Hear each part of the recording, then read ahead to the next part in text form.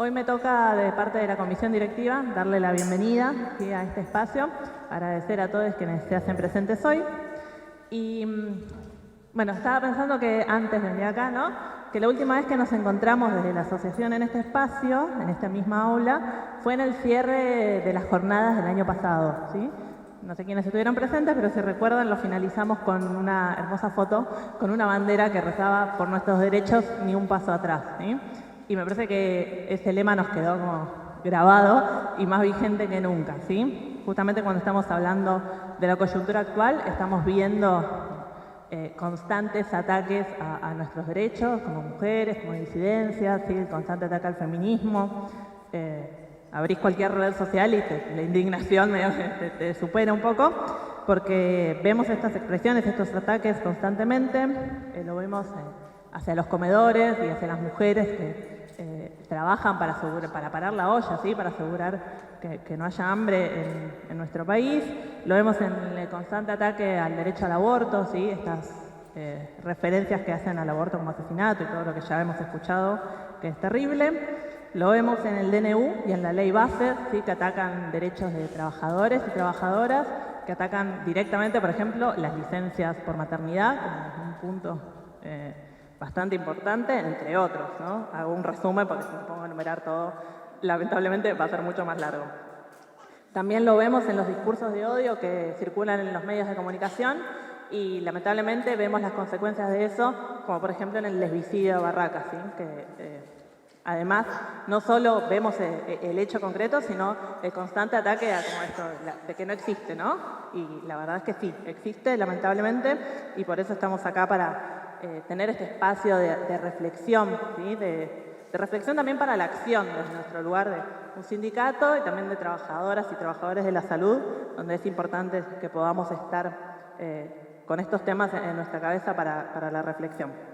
Así que agradecemos a todos quienes se inscribieron. La cantidad de inscriptos hizo que tengamos que venir acá a la UMED, que eso nos alegra bastante, que no hayamos entrado en nuestra sede. Así que entendemos que nuestra idea de pensar un curso para esta coyuntura tiene asidero en la realidad, que no estamos delirando, así que eso es bueno para nosotros, ¿sí? Siguiendo con los agradecimientos, vamos a agradecer a quienes estuvieron organizando este curso desde la gestión de la asociación, especialmente, son varias personas, pero voy a nombrar a dos nada más, a Maya y a Lina, así que se pusieron al hombro el contacto con quienes van a participar, la inscripción, el armado del aula virtual, así que especialmente para ellas dos, muchas gracias. Vamos a agradecer también a quienes vienen a exponer, a quienes comparten su tiempo, sus conocimientos y sus ganas de reflexionar con nosotras, a quienes coordinan las mesas también, y a la UMED por prestarnos este lugar siempre disponible para todas nuestras actividades, y a todos quienes se inscribieron y vinieron a participar hoy. Voy a presentar a Marta Márquez. Marta es colega, es compañera de lucha sindical, fue presidenta de la CICOP, fue trabajadora de la salud pública en la provincia de Buenos Aires y es una compañera que está siempre con nosotras en la calle. No importa de qué se trate, siempre confluimos en la misma esquina para encontrarnos sosteniendo las mismas banderas, así que nos parecía que hoy, en esta mesa que nos invita a pensar intervenciones profesionales desde una perspectiva feminista, tenía que estar.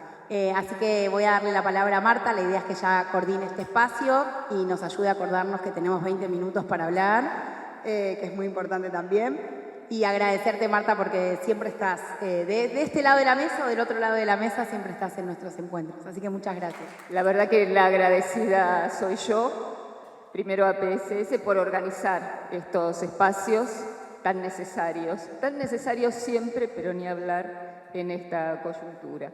Así que tenemos esta mesa y solamente agregar esto, coyuntura actual, pensaba en una frase que le escuché decir hace poco a Rita Segato, que es: estamos en un país de púas.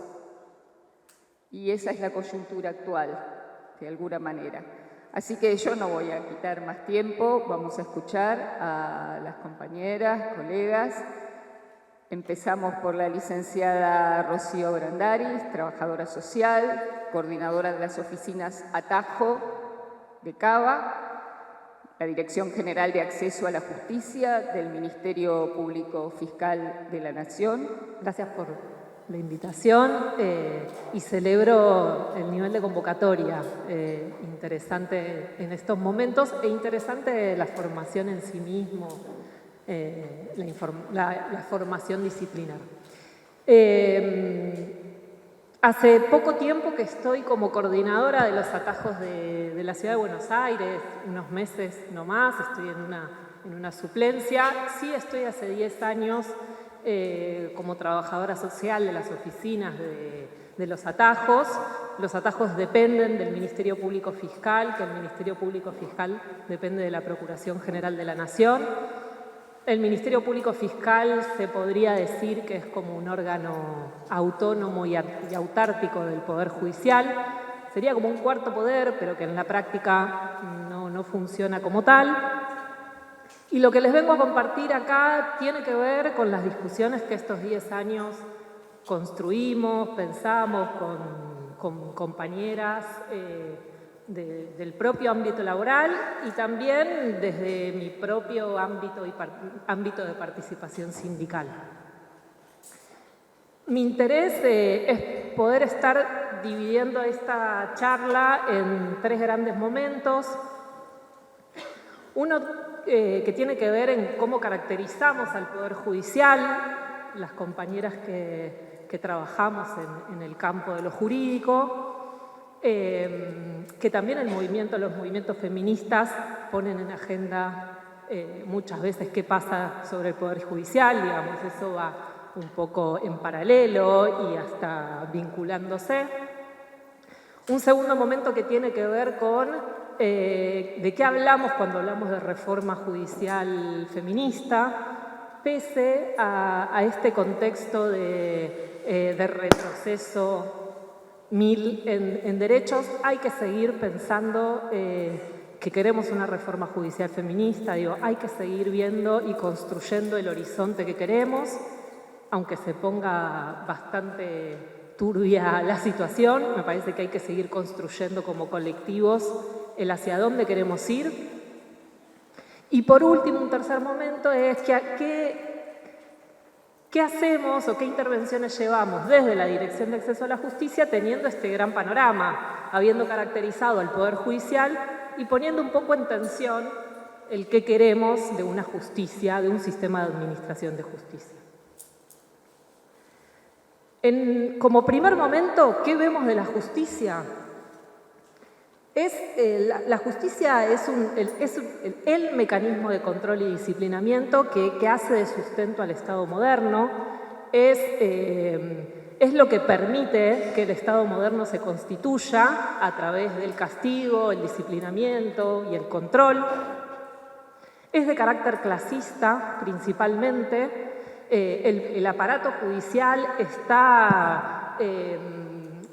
funciona y está determinado para responder las necesidades patrimoniales de los varones blancos propietarios. Entonces, ahí, frente a esas resoluciones, el Poder Judicial actúa bien, por eso es altamente clasista. No tiene modificaciones, es de nula modificación. Es decir, el Poder Judicial se constituyó como tal en el siglo XIX, estamos en el siglo XXI y no presenta ninguna modificación. Eso hace que haya prácticas descontextualizadas, que no esté oxigenado, que no haya dinamismo, ¿no?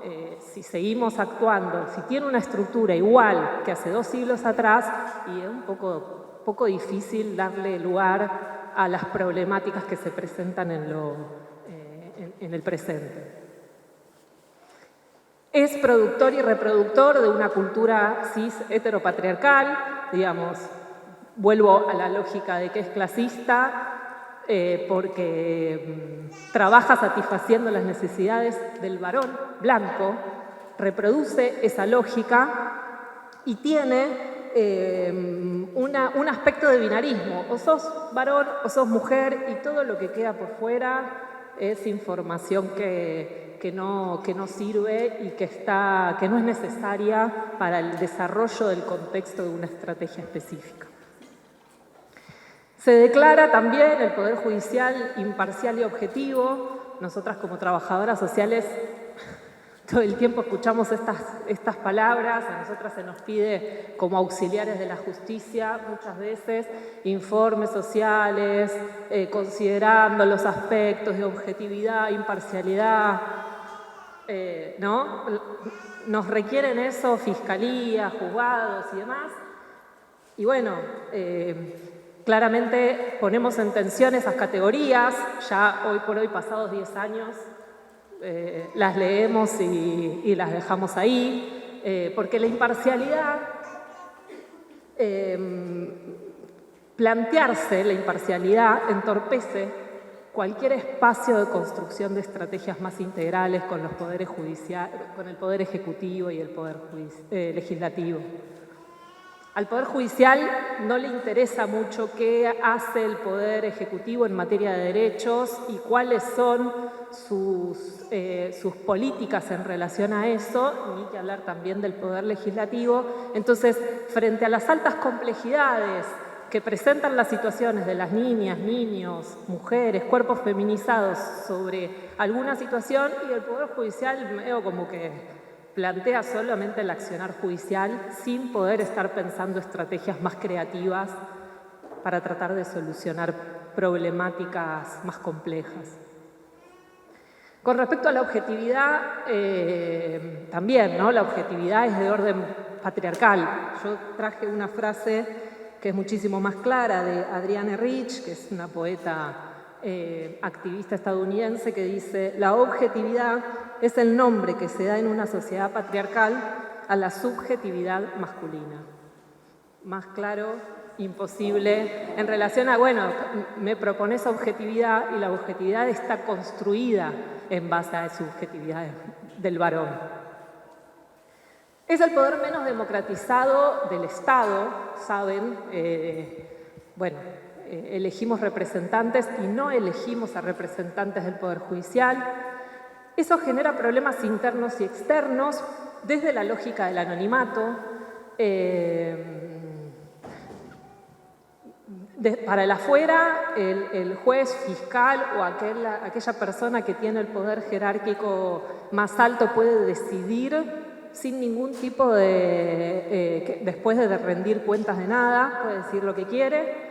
Y también para adentro genera mucha violencia laboral, mucha violencia institucional, porque también se cree dueño y amo de lógicas laborales y de personas y de tareas y de acciones dentro de su espacio de dominación.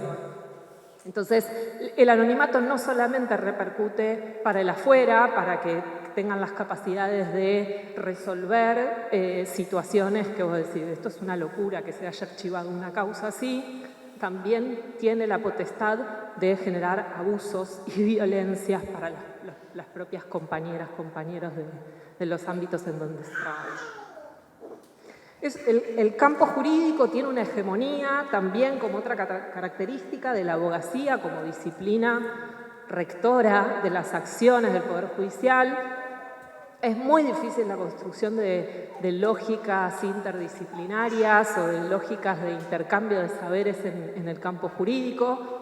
En cualquier espacio del sistema de administración de justicia hay estudiantes de abogacía que se reciben de abogacía y están haciendo carrera. Hay un predominio del saber de la abogacía que cuesta después el pensar estrategias interdisciplinarias. Hay medio como una anécdota de que hace muchos años se empezaron a generar las mediaciones como estrategia de resolución de conflictos prejudiciales o intentando desjudicializar situaciones conflictivas, y medio como que las abogadas, los abogados dijeron, venga. Y ahora las mediaciones también lo generan los compañeros, compañeras abogados, que no está mal, pero cuán interesante sería espacios en donde las mediaciones puedan estar pensadas desde otras disciplinas, con otras miradas, con otros enfoques, ¿no? Pero bueno, hay también ahí una hegemonía que hace que, bueno, todo sea para ese río, ¿no? Otra característica es la composición del Poder Judicial. Esto se da en otros ámbitos también, pero la presencia de mujeres disminuye en cargos de mayor jerarquía.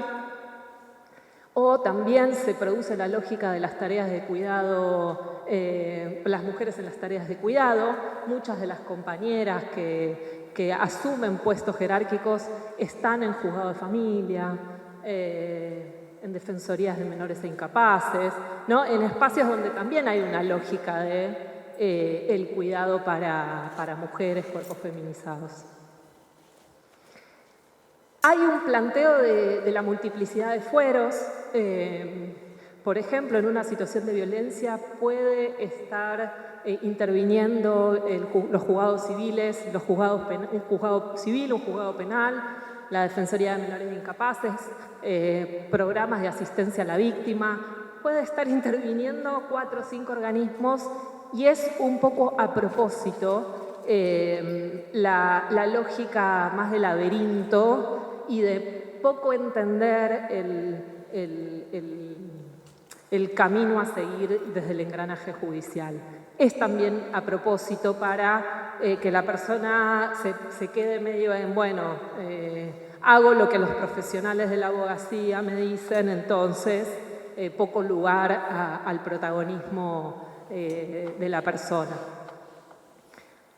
El Poder Judicial plantea temporalidades lentas. El tiempo de la justicia no es el tiempo nuestro, no es el tiempo de las personas de a pie. Eso muchas veces hace que población LGTBIQ+, que mujeres tengan situaciones de riesgo, estén desprotegidas por situaciones violentas que no llegan a tomarse medidas acordes, o situaciones de tortura en niños, niñas, adolescentes, en situaciones, en causas o en situaciones de abuso sexual. Entonces, hay una justicia que es lenta y que es necesario que pueda estar un poco más acorde a los tiempos que corren. Y por último, como última característica del Poder Judicial, tiene que ver con que expropia el conflicto.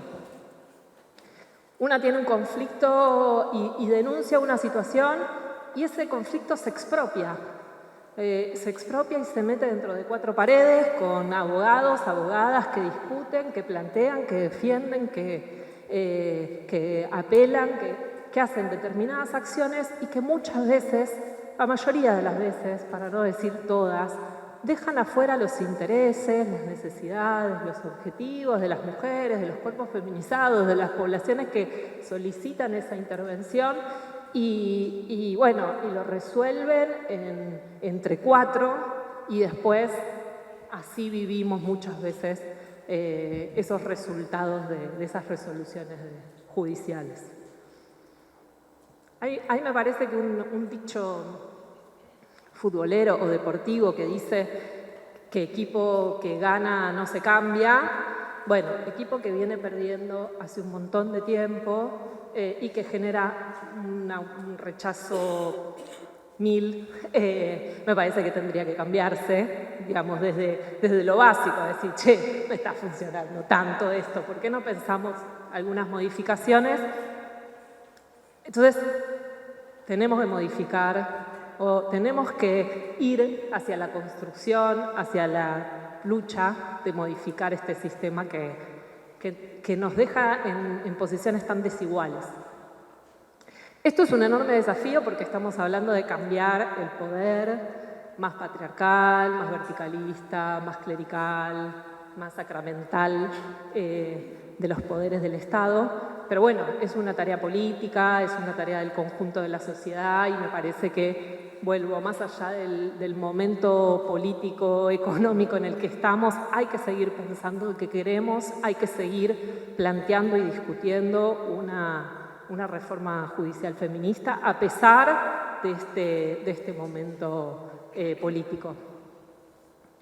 ¿De qué hablamos cuando hablamos de reforma judicial feminista? Bueno, muchas de las cosas que planteé hace un rato, revisarlas y poder estar modificando ciertas estrategias.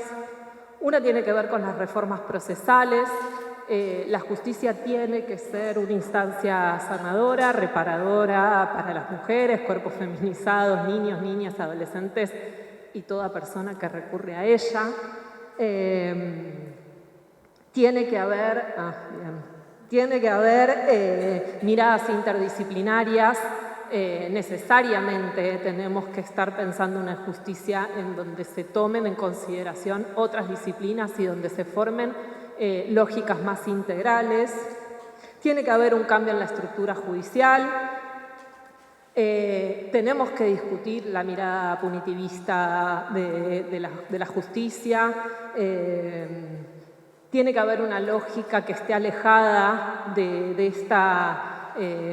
esta manera del castigo carcelario, porque no modifica las conductas. La justicia tiene que ser clara, tiene que ser sencilla, este laberinto tiene que dejar de ser tal y tiene que la persona poder habitar el sistema de administración de justicia desde una lógica de sus necesidades, derechos e intereses. Y bueno, me voy a ir al tercero porque tengo 5 minutos y no da. Viendo esta caracterización de la justicia, nosotras como trabajadoras sociales de este campo ponemos un poco en tensión y ponemos en juego el qué justicia queremos. Entonces, desde la dirección empezamos a construirnos como cuerpo de trabajadoras sociales para poder estar disputando la mirada de los abogados, abogadas en la resolución de algunas situaciones judiciales. Nos armamos como cuerpo porque no había posibilidad quizá de estar disputándolo de una a una. Entonces dijimos, bueno, vamos a estar planteando el cuerpo de trabajadoras sociales en aliadas con las psicólogas, los psicólogos, para poder disputar sentidos, para pensar intervenciones contextualizadas frente a la descontextualización, desde una perspectiva de género, desde una perspectiva interseccional. Creamos esa área y disputamos el armado de los informes, de cómo queríamos dar cuenta de las situaciones como cuerpo auxiliar, cómo podíamos estar pensando nuevas maneras de contextualizar las situaciones de las mujeres, población LGTBIQ+, cuerpos feminizados que estaban pasando por situaciones de violencia. Iniciamos en convenio con la Oficina de Violencia Doméstica una toma de denuncias que las llamamos Protegen, que lo que hicimos fue replicar el modelo de toma de denuncia de la OBD en nuestras oficinas del Atajo. Eso hace que la cercanía con la oficina en donde una puede ir a denunciar es una característica del acceso a la justicia, digamos, que la mujer pueda dejar a los pibas en el jardín, en su escuela y pasar por una agencia de justicia y no tener que viajar, es también parte de modificar la justicia y proponer una justicia feminista de manera descentralizada.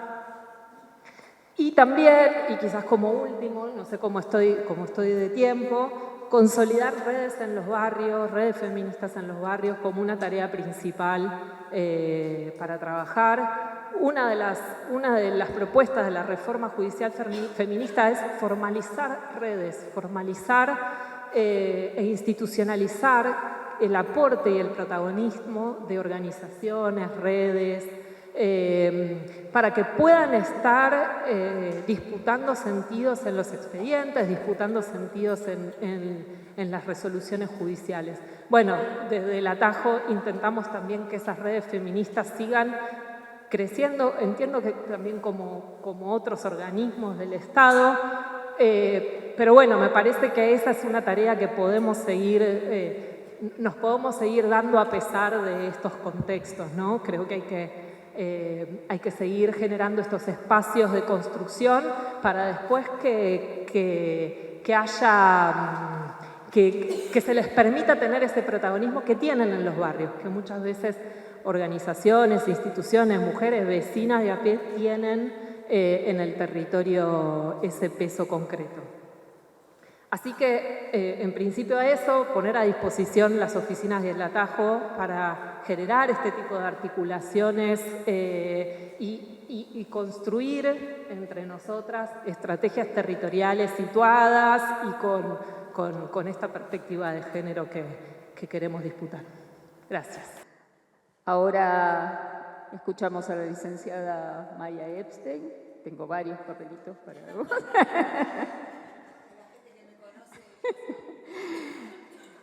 Trabajadora social, docente de UPAS, la Universidad de José C. Paz, diplomada en Género y Movimiento de Mujeres de Filosofía y Letras de la UBA, coordina espacios de capacitación e intervención sobre violencia machista en el ámbito de la salud pública, consultora en materia de violencia laboral y secretaria general de APSS. Adelante.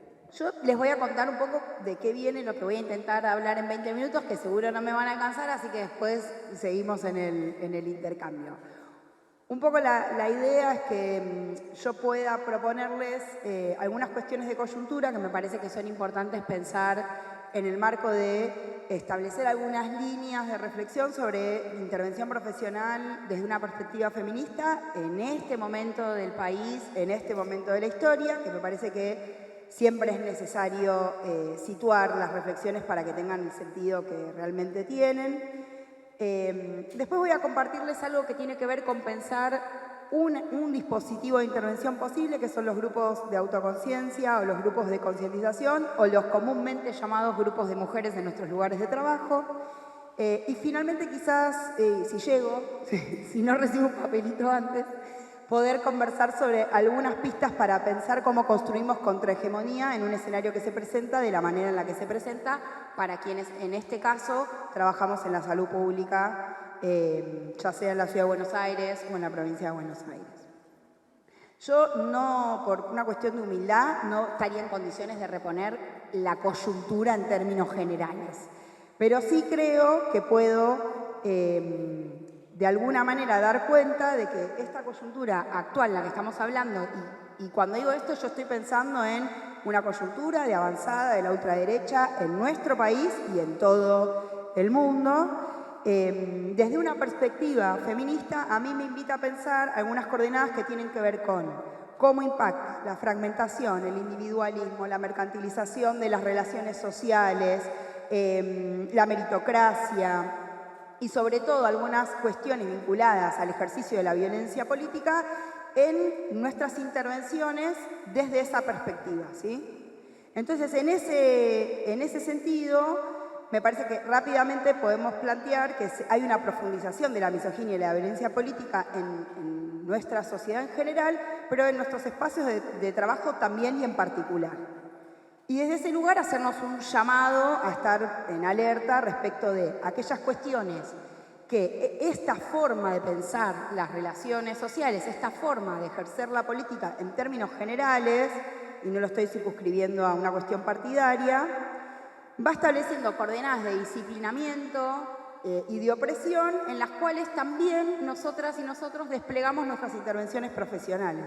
Con lo cual, el llamado de atención es para un emisme, pero también para con aquellas personas con las que trabajamos, porque ahí es donde aparecen muchas veces nuestros síntomas de eclecticismo en nuestras intervenciones, ¿no? Nuestros posicionamientos teóricos, nuestros marcos referenciales van por un canal y nuestras prácticas, nuestras intervenciones concretas pareciera que van por otro. Entonces ahí, digo, si nos vamos a parar desde una perspectiva feminista, el llamado a la alerta de no intervenir y producir intervenciones que inviten al disciplinamiento, que inviten a reproducir prácticas de opresión y de dominación en nuestros espacios de trabajo.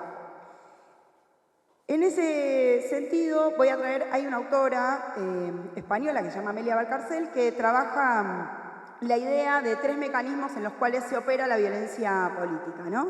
Y ella dice, bueno, primero se apunta a la ridiculización, después se apunta a la moralización y por último se aplica el poder explícito, ¿no? Y en este caso yo diría, bueno, ahí se ejerce la violencia pura y dura en su cara más cruel y más tangible.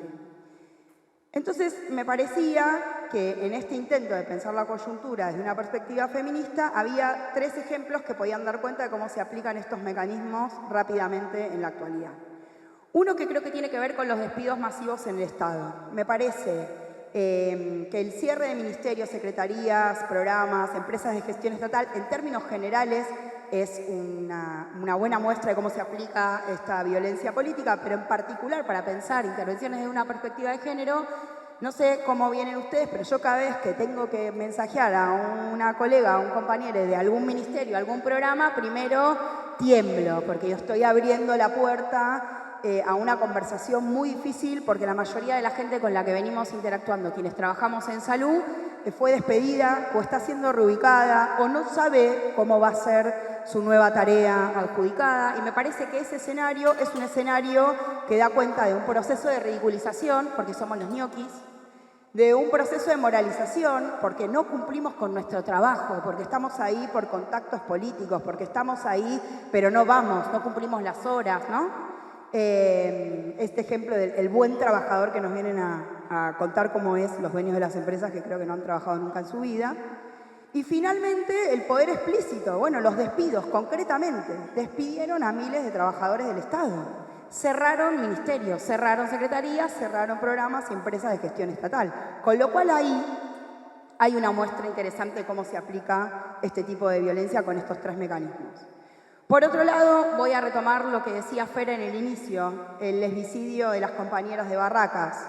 Y me parece que ahí también tenemos un lindo ejemplo para pensar cómo se construye sentido común en una sociedad claramente atravesada por la violencia política, donde un representante de esa violencia, que es el vocero presidencial, puede decir, primero, que es ridículo que necesitemos una forma específica de mencionar las muertes de estas 4 personas, ¿no? Segundo, ridiculizar la necesidad, porque en el sentido de, moralizar la necesidad, en el sentido de decir, bueno, estamos compungidos como con cualquier muerte de cualquier ser humano, ¿por qué tendríamos que mencionarlo específicamente y darle atención específica? Y tercero, y acá me permito la metáfora, directamente anulando la posibilidad de pensarlo en sus particularidades y en las características que el Estado tiene que pensar cómo atiende, bueno, las mata de nuevo. Y ese es el poder explícito de la violencia política. Y un último ejemplo, me parece que son las madres de Plaza de Mayo, donde primero eran las locas de la plaza, después eran las malas madres que no estuvieron lo suficientemente atentas a lo que hacían sus hijes y finalmente fueron torturadas, desaparecidas, hostigadas, perseguidas y asesinadas. Y acá me voy a salir un poquitito y vamos a mencionar a Norita Cortiñas y vamos a darle un aplauso a su ejemplo y a su memoria.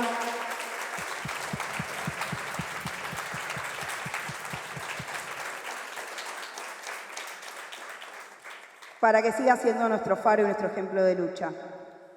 Entonces, en estos 3 ejemplos, a mí me parece que lo que se puede fácilmente reponer es cómo hay un corrimiento del Estado, de su cara más garante en términos de la reproducción material y social de la clase trabajadora, que es una de sus caras, por lo menos para mí, y la otra, que es la de su carácter de gendarme, su carácter fuertemente represivo, que en el ejemplo más concreto que tenemos, que es la aplicación del protocolo antiprotesta de Bullrich, aparece completamente legitimado que esa sea toda la función que en este momento va a desplegar el Estado en relación a la clase obrera organizada, por lo menos.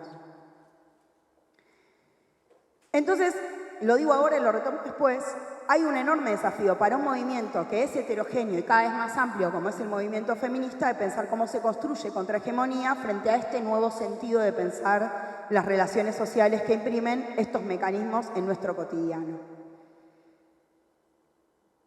Después, me parece que es importante pensar los feminismos como parte del cuerpo teórico que construye nuestros marcos de referencia, nuestros marcos conceptuales, desde dónde estamos pensando la realidad sobre la que estamos interviniendo.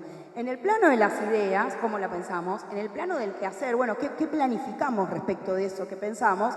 Y en el plano de la ejecución de esa planificación. Y sostener esa coherencia entre lo que pensamos, lo que decimos que vamos a hacer y lo que efectivamente hacemos es un desafío en términos de perspectiva profesional, en términos de los proyectos profesionales que disputamos en el ejercicio de nuestras intervenciones, pero también me parece que es interesante pensar que tiene estas características de que un movimiento político integra, la producción de ese movimiento político integra nuestro cuerpo teórico. Y eso nos debe dar alguna pista también respecto de cómo sostenernos en esa coherencia de lo que pensamos, lo que decimos que vamos a hacer y lo que después finalmente hacemos. En el ámbito sanitario me parece que ahí hay un punto para ponernos en diálogo con el modelo de salud que estamos pensando, donde también cuando hablamos de salud desde una perspectiva integral, estamos pensando en determinados marcos teóricos, deberíamos de planificar acciones en función de esos marcos teóricos y claramente desplegar intervenciones que den cuenta de ello. Y ahí hay un desafío para pensar cómo hacemos para que sea en los términos más amplios y más integrales posibles que seamos capaces de concebir en términos de salud.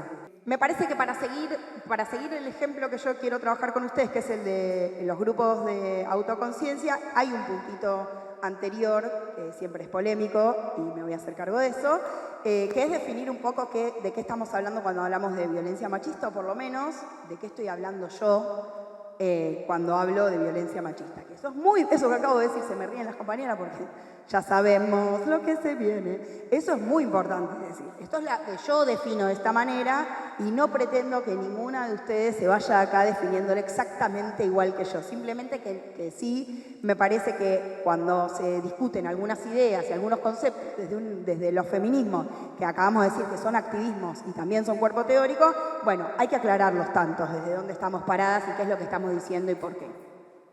Cuando yo hablo de violencia machista estoy hablando de todo tipo de violencia que se ejerce de una persona hacia otra, también en el plano institucional, pero de una persona hacia otra, en tanto esa otra detenta, reproduce, representa, ejerce algún tipo de rol, característica, tarea asignado a lo femenino en una sociedad machista y patriarcal, donde eso que es lo femenino no lo estamos definiendo los movimientos que estamos disputando esos sentidos, sino las coordenadas de una sociedad machista y patriarcal. ¿Estamos de acuerdo? Quiero ver cuando se haga el intercambio si estamos tan de acuerdo. Está muy bien igual si no estamos de acuerdo, es parte de lo que nos permite crecer. Entonces, ahí me parece que hay algo para pensar que tiene que ver con cómo se reproducen esas coordenadas estructurales de dominación y de opresión en nuestras instituciones. Porque esto que estoy diciendo no se agota en el uno a uno, no se agota en la relación privada, en la relación interpersonal, en una relación de pareja, en una relación de familia. Está ahí, pero también está en la relación entre nuestros servicios y los demás servicios en un hospital. En la relación entre, lo que decía recién la compañera, ser la trabajadora social del equipo interdisciplinario de justicia o ser la abogada del equipo interdisciplinario de justicia. Entonces ahí me parece que hay un punto para ir pensando en cómo se van articulando estas formas de pensar la violencia con nuestros espacios de trabajo. Y en ese sentido, me parece que acá sí traigo algo más corporativo de salud, que es pensar que cuando adelante tengo una persona con migraña crónica, con una metrorragia a repetición, o con un estrés postraumático, o con un insomnio, bueno, en el diagnóstico que voy a tener que hacer, tiene que aparecer la hipótesis de que puede ser que haya una situación de violencia machista de fondo a todo ese cuadro que la persona me puede contar, porque quizás no me lo puede contar. O no se siente habilitada, o no lo piensa en esos términos, o simplemente registra que le duele la cabeza todos los días hace 20 años. Ese ejercicio de pensar ese síntoma que aparece con otras cosas lo tenemos que hacer quienes estamos del otro lado, en la consulta o en el espacio que nos toque intervenir en salud. Y eso me parece que también es poner en juego nuestros marcos referenciales a la hora de intervenir. Lo que yo no pienso no aparece. Si esa idea no la tengo instalada previo a abrir la puerta y que pase la persona y que el encuentro suceda, no lo voy a ver, no lo voy a buscar, no lo voy a repreguntar, no lo voy a considerar. Entonces mis intervenciones tampoco van a dar cuenta de que lo veo, de que lo pienso, de que lo considero. Y ahí es donde aparecen las contradicciones entre nuestras prácticas concretas y nuestros marcos referenciales. Y me parece que esa es una alerta a la que hay que darle bola, porque así nuestras intervenciones van a ser realmente en contexto, situadas, con coherencia política, con responsabilidad profesional, si no son otra cosa, que abundan en nuestros lugares de trabajo esas otras cosas. Entonces a mí me parece que un ejemplo muy lindo para trabajar cómo se puede articular la coherencia entre lo que pensamos y lo que hacemos son los grupos de autoconciencia, porque creo que son un espacio que se genera a la luz del calor de la tercera ola del feminismo, o no sé, después discutamos si es la segunda o la tercera, pero más o menos, en la década de los 60 y de los 70, que me parece que dan cuenta de una experiencia muy concreta de cómo se pueden gestar espacios de reflexión, de debate, de intercambio, donde lo heterogéneo se exprese, y se exprese fuerte, y discutamos de verdad, políticamente, y después salir de ahí a disputar un proyecto de sociedad, que lo que tiene que lograr no es solo modificar mi situación personal, la situación que a mí me lleva a participar de ese espacio colectivo, lo que yo llevo a ese lugar y comparto y traigo y puedo poner en tensión, sino que fuertemente están pensados para transformar el escenario en el que esa experiencia individual tiene lugar, que es el escenario de lo colectivo, que es el escenario de lo público, de lo que compartimos.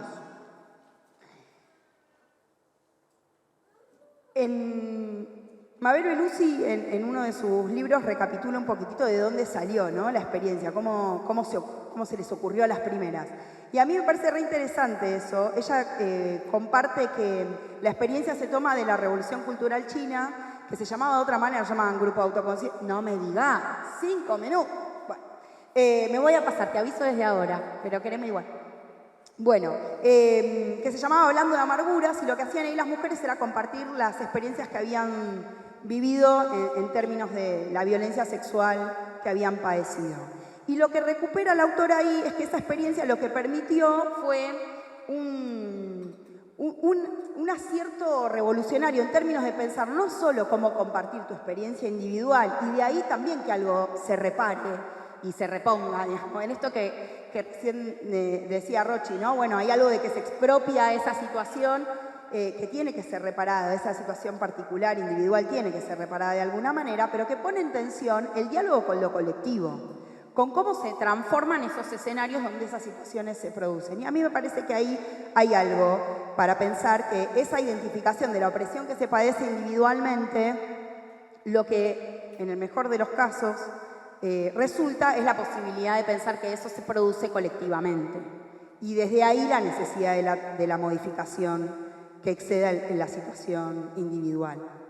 Entonces ahí, y me voy a ir apurando, lo que sucedió en esas experiencias también fue que apareció la variedad de situaciones de opresión y de dominación padecidas por las distintas personas que participaron de esos espacios grupales, dando cuenta de una experiencia que es heterogénea, que siempre fue heterogénea, que sigue siendo heterogénea y que muchas veces cuesta desde los movimientos políticos contener esa heterogeneidad. ¿Cómo dirigís en esa heterogeneidad? ¿Cómo estableces prioridades en esa heterogeneidad? ¿Cómo haces alianzas en esa heterogeneidad? Esas son preguntas que se desprenden de este aprendizaje, que se saldaron de alguna manera en ese tiempo histórico y que también hoy tendremos que ver cómo construimos saldar esos debates.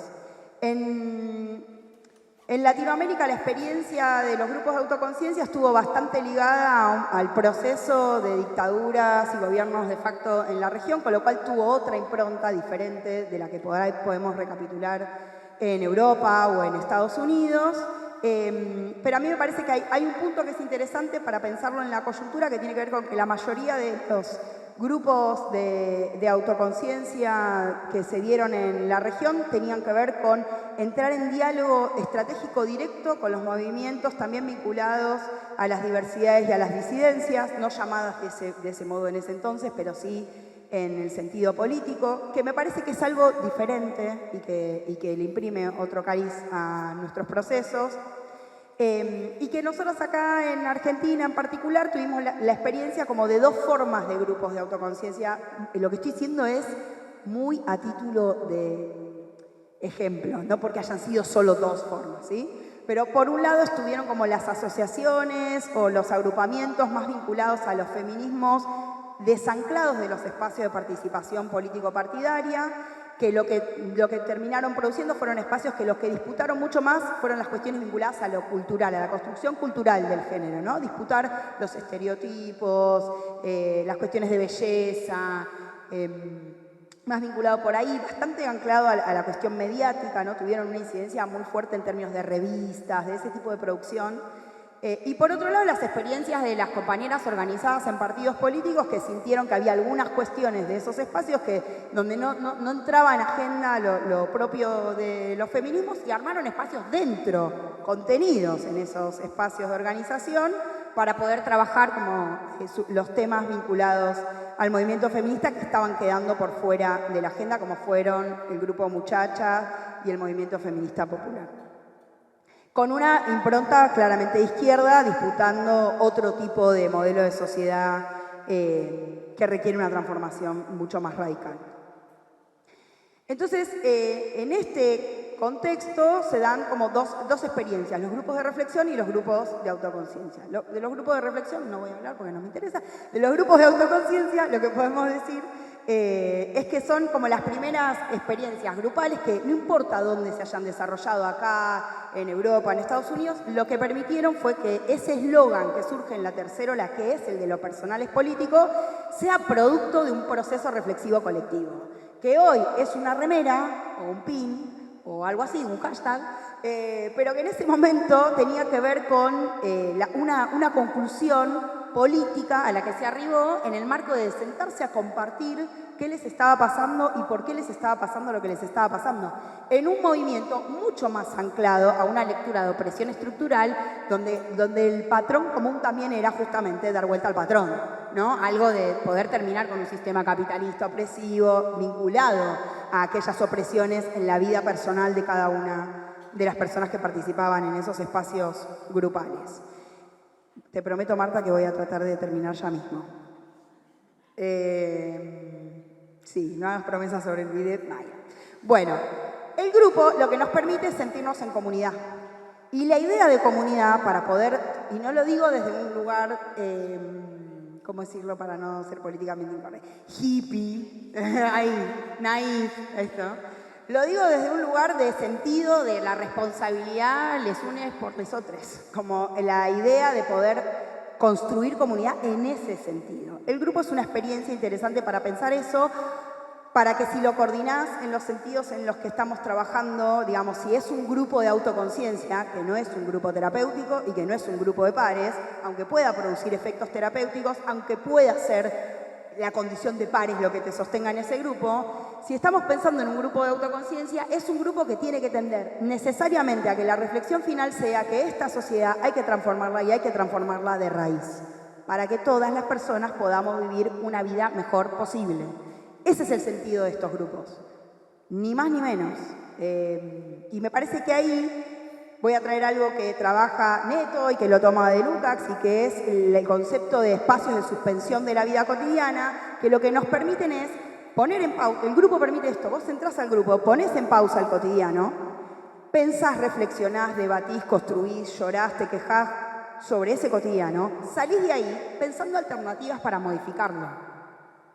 Ese es el sentido de este espacio. Por eso es un espacio de suspensión de la vida cotidiana. Porque lo que nos permite es pensar sobre esa vida cotidiana. Si no, en la velocidad en la que vivimos todas las personas hoy, es imposible pensar. Es imposible pensar con otros o con otras. Y además es imposible, además de pensar, hacer. Con lo cual hay que darse un momentito para suspender todo y pensar. Y ensayar alternativas de vida posible en el caso de lo que estamos hablando de las situaciones de violencia. Voy a tratar de apurarme y voy a decir entonces que ahora sí quiero hablar de la construcción de contrahegemonía y con esto prometo que termino.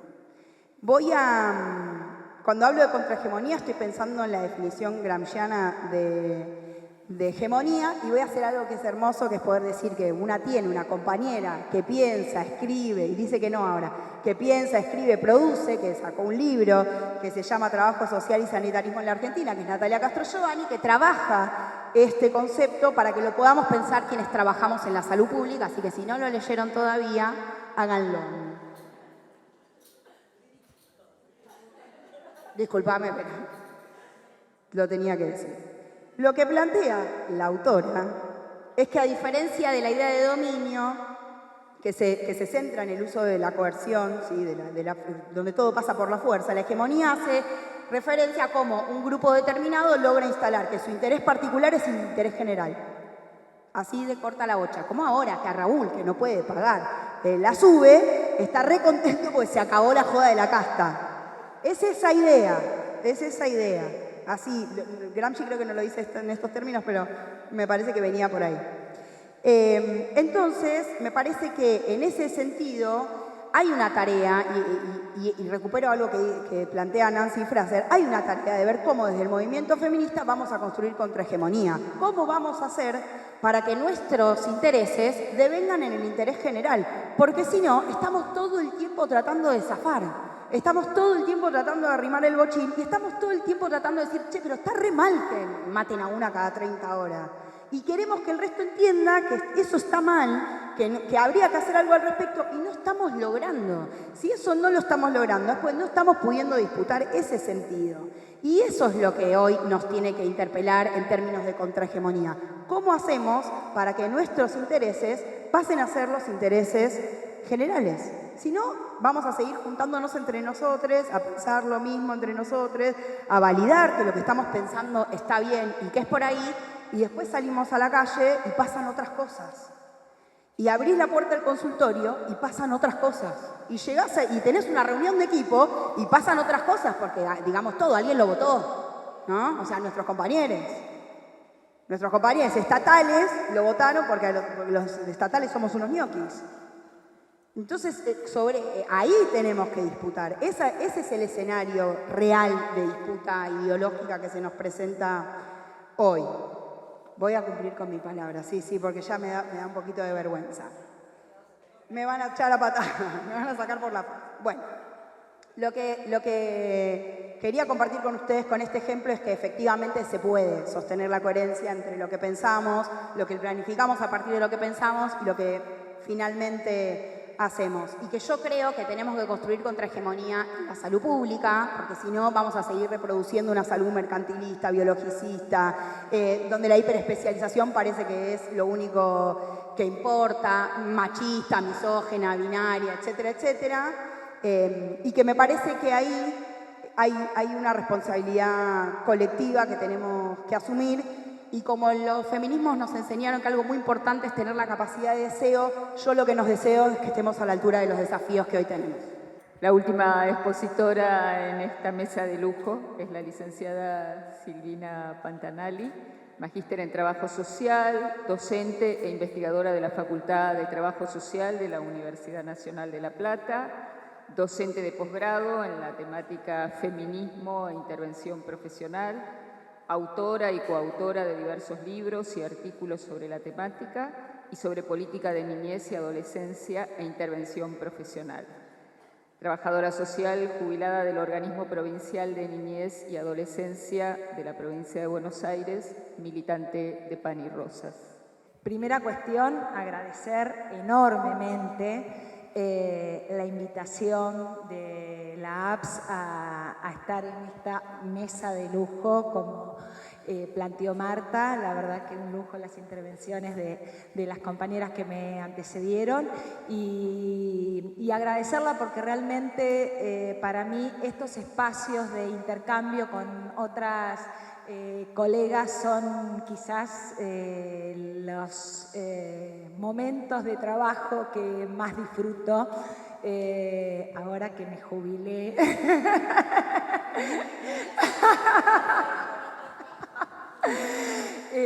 Y realmente, digo, es eso.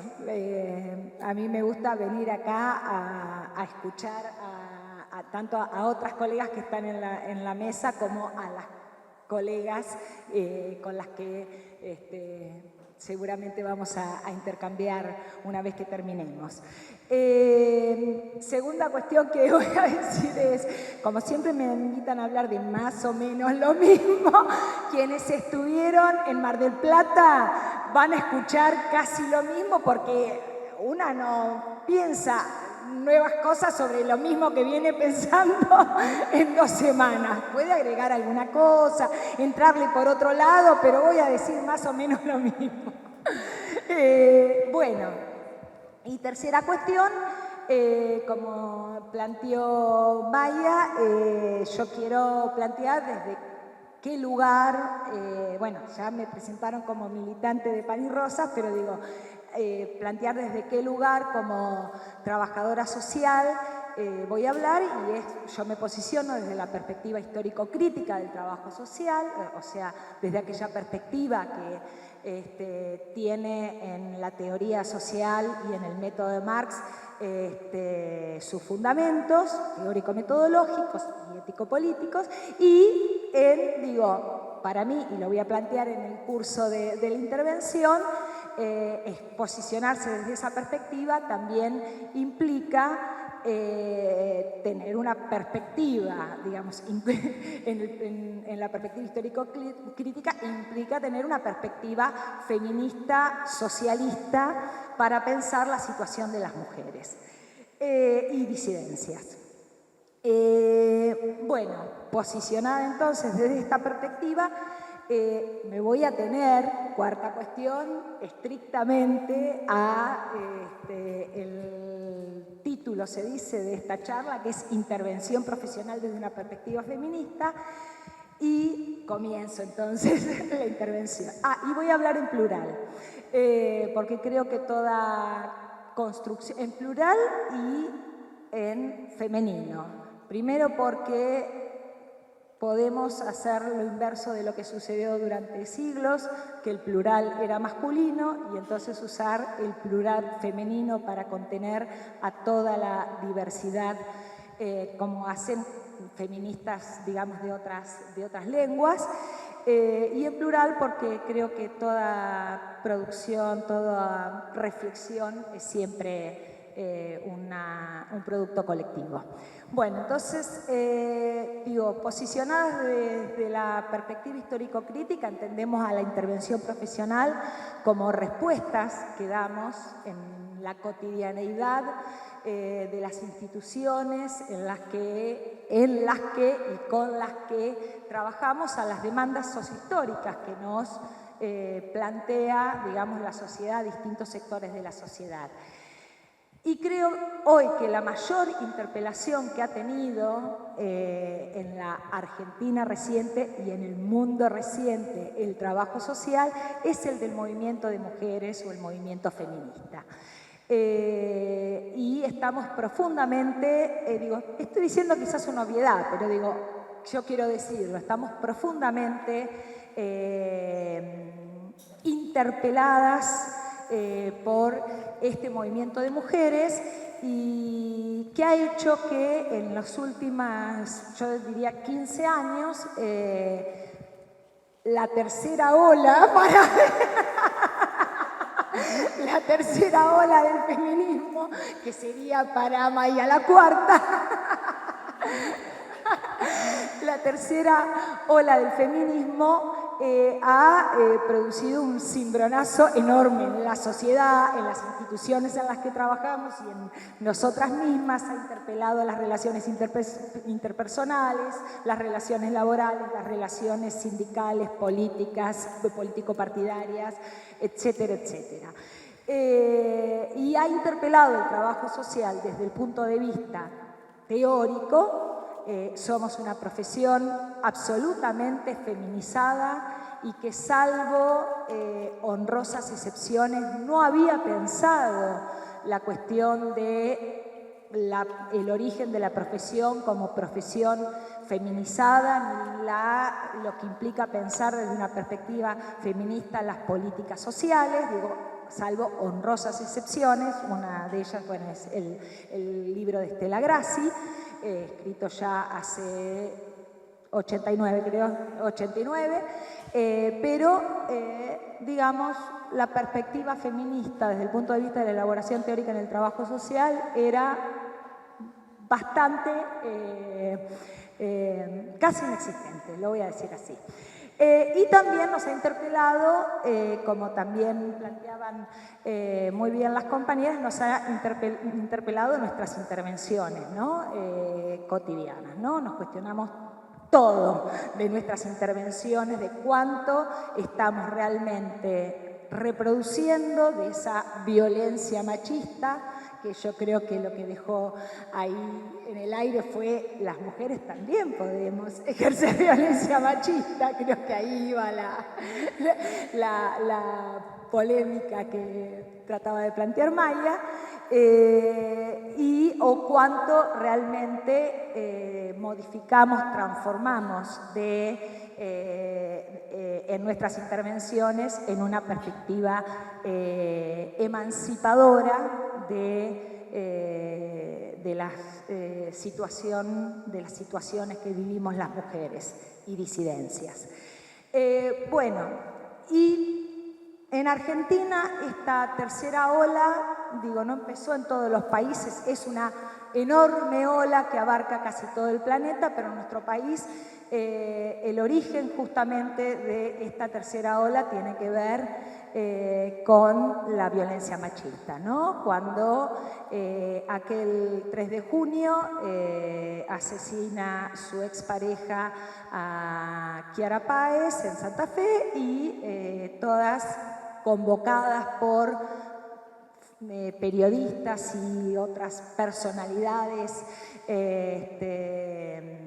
otras compañeras, nos convocaron por redes a las calles e inundamos las calles de todo el país diciendo ni una menos asesinada por violencia machista. Y esta tercera ola en Argentina, además del ni una menos, luego tomó en sus manos cientos de miles de jóvenes secundarias, universitarias, tomaron en sus manos lo que era una reivindicación histórica de las organizaciones feministas, de las pequeñas organizaciones feministas que desde los años 70 en Argentina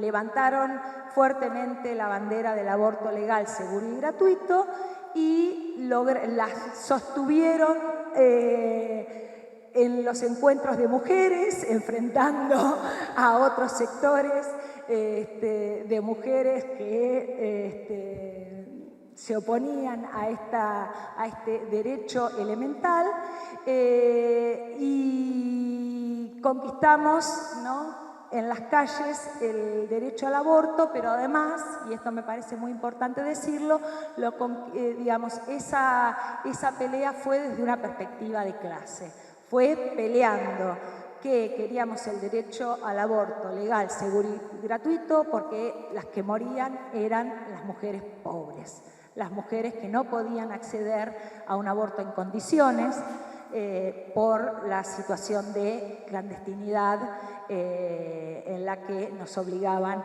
a abortar.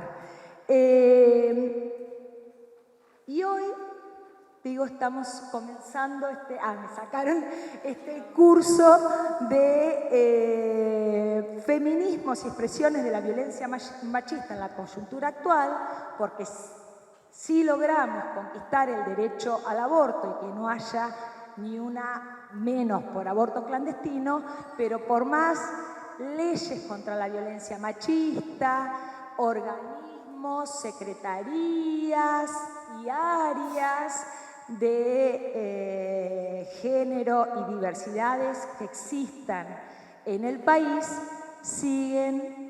seguimos teniendo una menos por día en promedio por violencia machista, por la expresión más brutal de la violencia machista, de las múltiples formas de violencia que sufrimos las mujeres, y por eso hoy necesitamos seguir hablando de esto, ¿no? Y seguir pensando esta situación, como también recién planteaba Maya.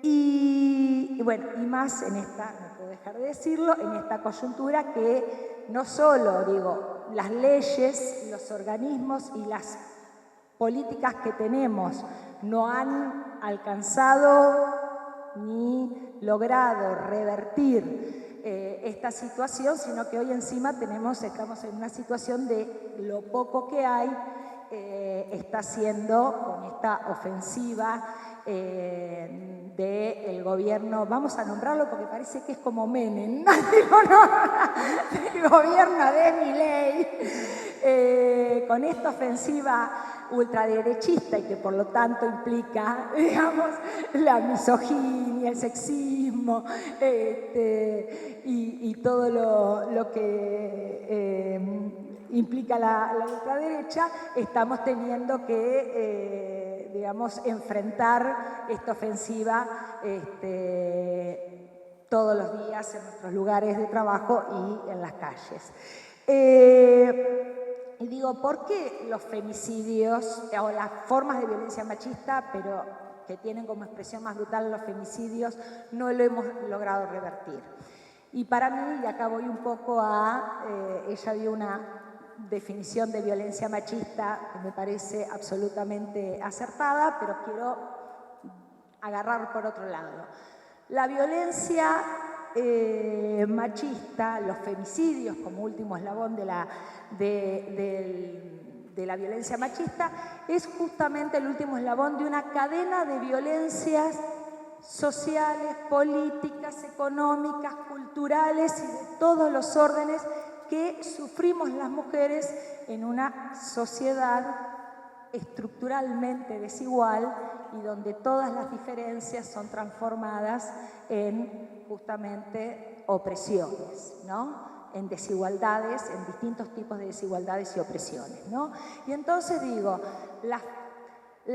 esa cadena de violencias, digo, son violencias absolutamente normalizadas y lo que hacen las distintas formas de violencia machista es, como también decía Maya, disciplinar,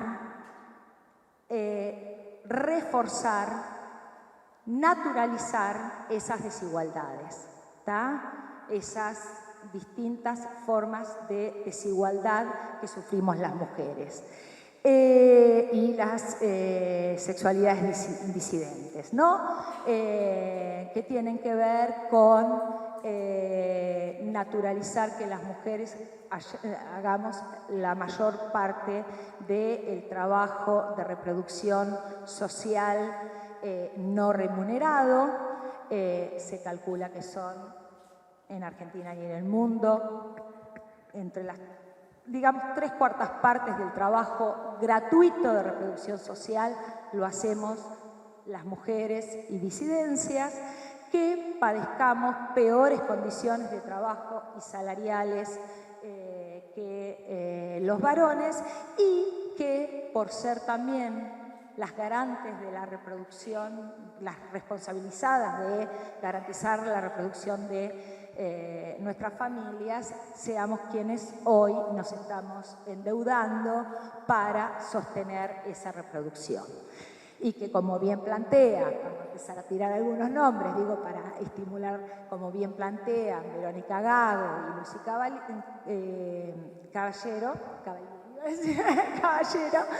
que es otra, Caballero, digo, esa reproducción social, esa crisis de reproducción social que hoy estamos viviendo, lo único que hace es aumentar, profundizar, reforzar las violencias hacia las mujeres, ¿no? Hay una relación directa entre no poder garantizar una vida digna para nosotras, nuestros hijos, las personas responsables a cargo nuestro, y las violencias que debemos soportar para intentar garantizar esa vida digna.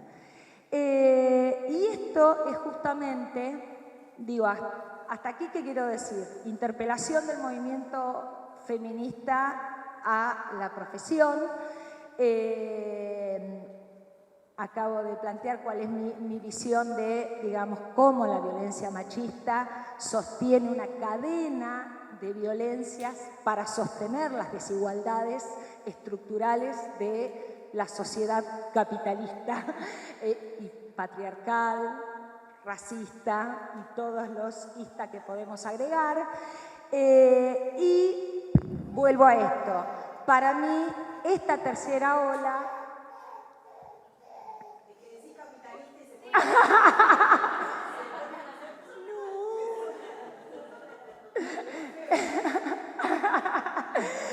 Esta tercera ola decía justamente lo que visibilizó y puso en el centro del debate es justamente esto, y que lo sintetiza el lema, ¿no?, del paro mundial de mujeres, que es si nosotras paramos, se para el mundo, y es que es este elemento de que ese trabajo que hacemos las mujeres es la base, podríamos decir, para acá citar algunas de las feministas digamos, a la que adhiero teóricamente, como Liz Vogel, plantean, esta es la base sociomaterial de la opresión de las mujeres y de todas las formas de opresión y de violencia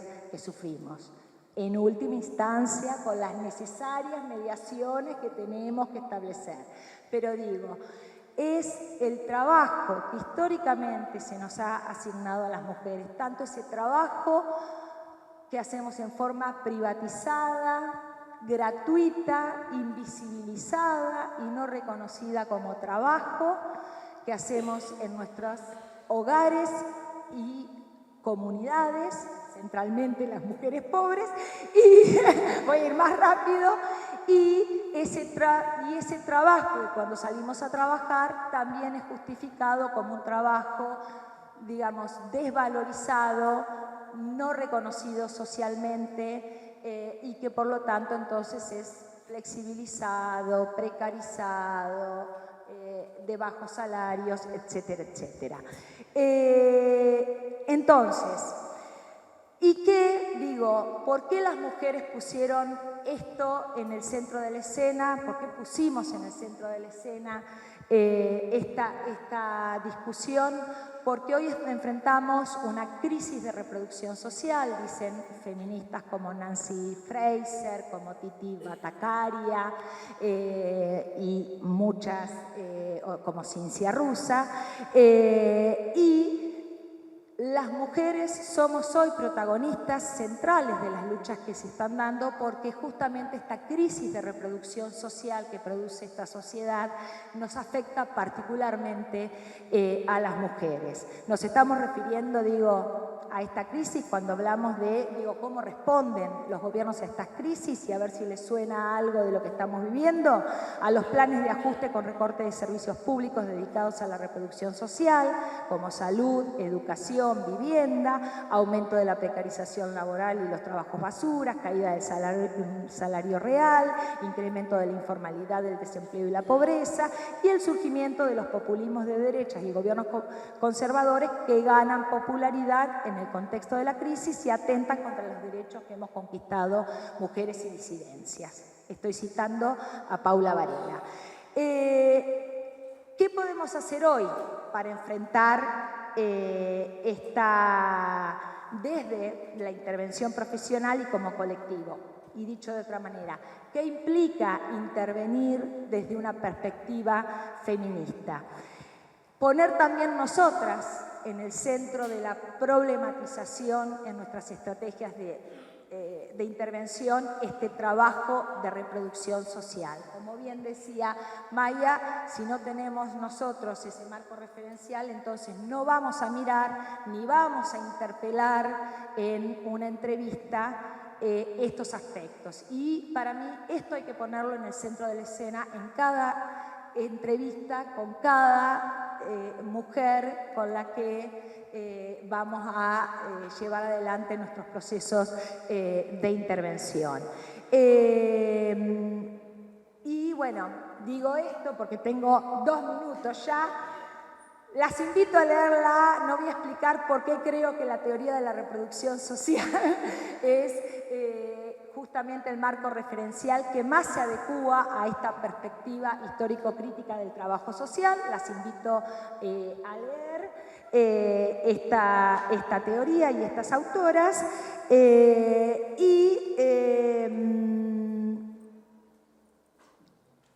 Quiero hablar entonces rápidamente de cómo, hablé de las estrategias de intervención, pero como proyecto profesional, yo adhiero desde la perspectiva histórico-crítica, aquello que conocemos como el proyecto ético-político del trabajo social en Argentina, que venimos construyendo desde hace muchos años, en el cual hay organizaciones profesionales, académicas, ¿no?, que somos parte de este proyecto ético-político, y para mí, justamente, asumir una perspectiva feminista del proyecto ético-político implica entonces la asunción, de esta perspectiva teórica y considerar que nuestra aliado fundamental de nuestras organizaciones profesionales es el movimiento de mujeres, ¿no? Y concretamente, y asumir el programa político que tiene el movimiento de mujeres hoy en relación a este trabajo que hacemos las mujeres, conocido como trabajo de reproducción social. ¿Qué implica concretamente que nuestras organizaciones asuman este programa? Rápidamente.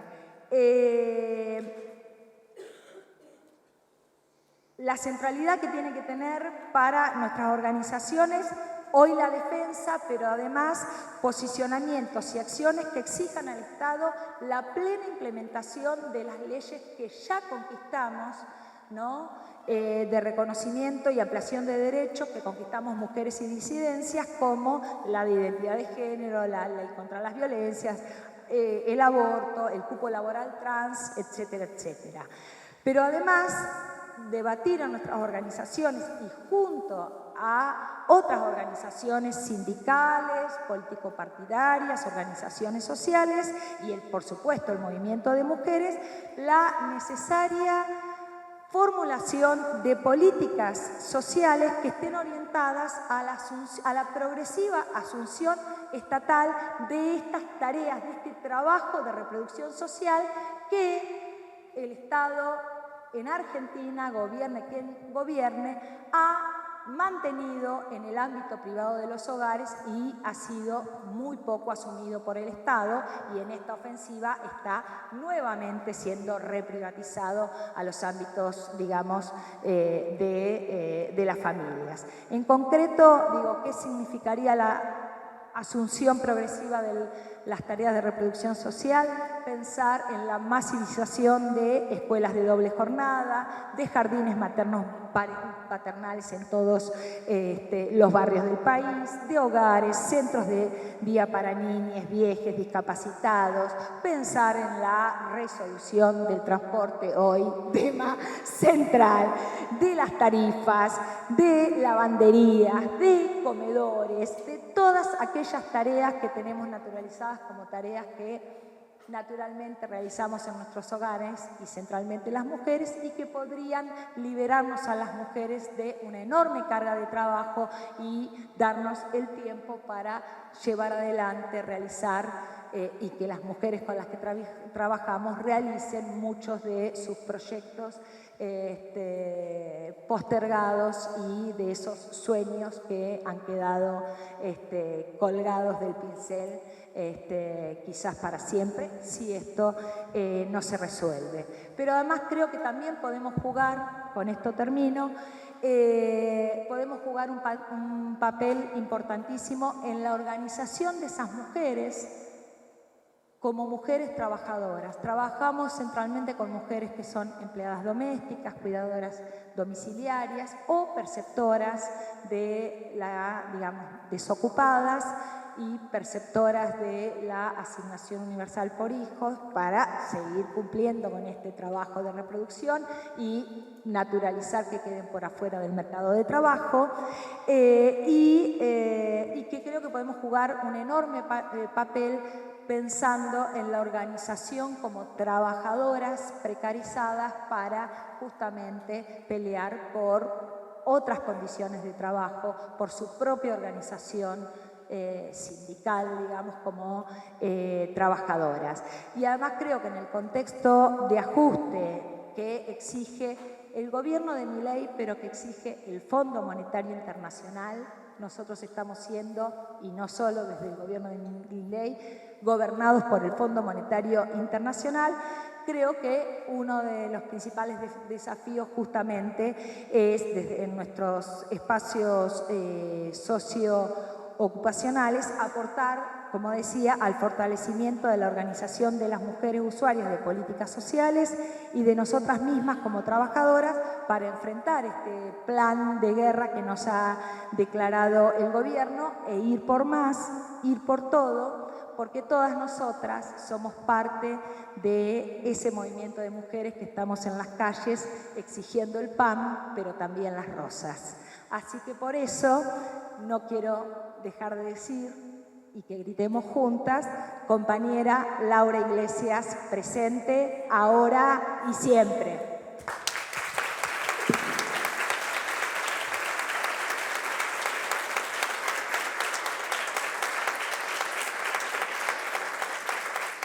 Yo también quería rescatar algo que mencionó recién Silvina, pero que estaba también en los ejes que plantearon, por supuesto, Rocío y Maya, que es decir, como trabajadoras sindicalizadas, tenemos que seguir construyendo, por ejemplo, la reforma judicial feminista. Es como trabajadoras sindicalizadas que tenemos que construir contrahegemonía frente a los desafíos en los diferentes espacios. Y es el desafío porque, como decía Maya, no lo estamos pudiendo disputar, pero es un desafío. Es como trabajadoras sindicalizadas que tenemos que pensar la importancia de intervenir con marcos referenciales, pensarlos y que sean coherentes.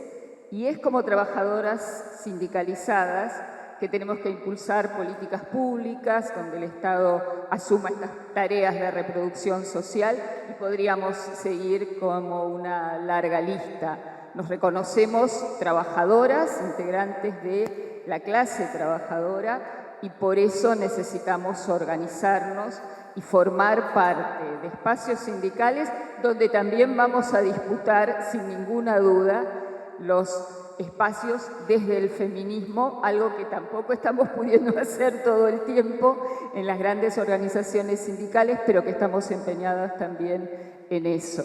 Así que me parece que está todo abierto, está todo en disputa, pero que tenemos la firme convicción de hacerlo en las calles, como vamos a hacer en un ratito, y en los espacios donde trabajamos, en los espacios donde se enseña, en los espacios donde se aprende y en los espacios donde la clase trabajadora se organiza y disputa el poder.